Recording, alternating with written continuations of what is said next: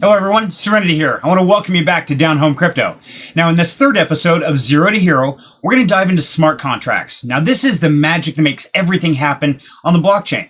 But I'm going to put it in the simplest way I can to help you really understand it and realize it's not voodoo magic. It's really just a contract that we operate on every day and we just don't know it. So first, if you would, please do me a huge favor. Take a moment, like this video, subscribe to the channel, and click that bell notification so you're alerted whenever I upload a new video. Most importantly, as always, if you're finding this information helpful and this is helping you on that journey to grow and learn, please do me a huge favor, go out there and share this information with a friend, a coworker, a family member. Let them know there is another way, and they don't have to be college educated or rich or tech savvy. They simply have to have a desire to change their life and a courage to follow that dream. And they too can join us on this great crypto adventure. So without further ado, let's go learn about smart contracts. Now, when we start talking about smart contracts, the first thing you have to understand is this really is where everything that happens on the blockchain really occurs. The work per se occurs here.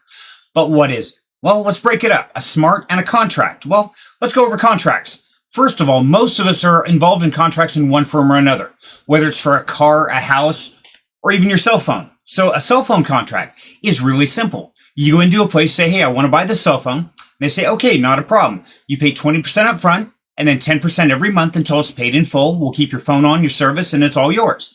Now, if I don't pay, then somebody's going to come to your house and they're going to take your phone away and they're going to shut you down, and that's it. And then you still have to pay some for the process of some human going to do that. Okay, that's essentially a contract, which we've all dealt with and we're all a part of. Now, when we start talking about a smart contract, essentially what we're doing is we're removing the human element from the whole process. So, imagine getting a contract that performs all these tasks without ever having to do anything. Yeah, no human involvement. That's essentially what a smart contract does. Now, to most people like me and you, a smart contract is going to look like a bunch of gibberish written in code. Then that code is onboarded onto the blockchain and sealed up in the block. Now, essentially, that should make it bulletproof since it is on the blockchain and secure. But I'm not going to lie to you. There are hacks. There are a few people who've been able to get in there and modify that. Very rare, but it does occur. So as always in life, there are no guarantees. So just be careful out there. Most importantly, if you get into any project, one big thing you really want to look for in this is if that contract has been audited. Okay. Now that's super critical. And we're going to show you what an audited contract looks like here in just a minute. But a lot of projects go out there. They start with this great idea. They build this up. They build the code. They put it on and they run out of money. So they can't afford to go through the audit process because it is pretty lengthy and extensive. But just my advice, always make sure a project you're getting into has had their contract audited or is in the process of the auditing by a reputable audit company. Now, whenever a smart contract gets audited, there's always an audit report.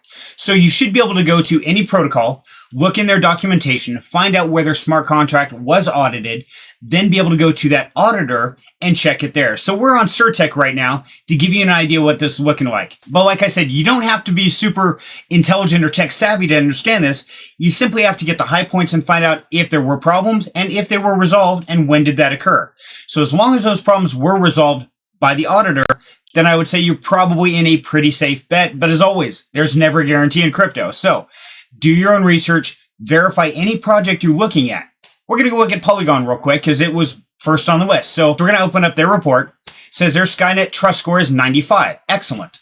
And it said project is relatively decentralized, large market cap, top 25%, long running project, trust score is #1 amongst all projects. But we want to find out, what did the audit report find? So we're going to scroll down here and it says code audit history. And initially there was one critical error and that was resolved, one major implementation error and that was resolved, 0 medium errors, and then 2 minor errors on implementation and those were resolved. And there's 10 informational details that they shared. 1 is acknowledged and 9 have been resolved. So really they've pretty much covered everything. It even gives you the timeline date right down here, audited timeline, requested January 24, 2020, revisioned on April 19th, 2021. So it gives you the information. It also tells you what the token price is currently. So this is great information to have. If you ever want to know something about it, the biggest thing is go in here, find out what errors there were and if they were resolved. Once they get resolved, problem solved, life should be good. So I think that about wraps up the baseline of smart contracts for this video. I really hope this helps you understand what is a smart contract, what's it made to operate, and most importantly, how to go in and verify that the smart contract on the project you're looking into is safe to get into. So as always, this is not financial advice, so only you know your risk reward factor, but never invest more than you're willing to lose. So thank you very much for your time, and as always, have a great night.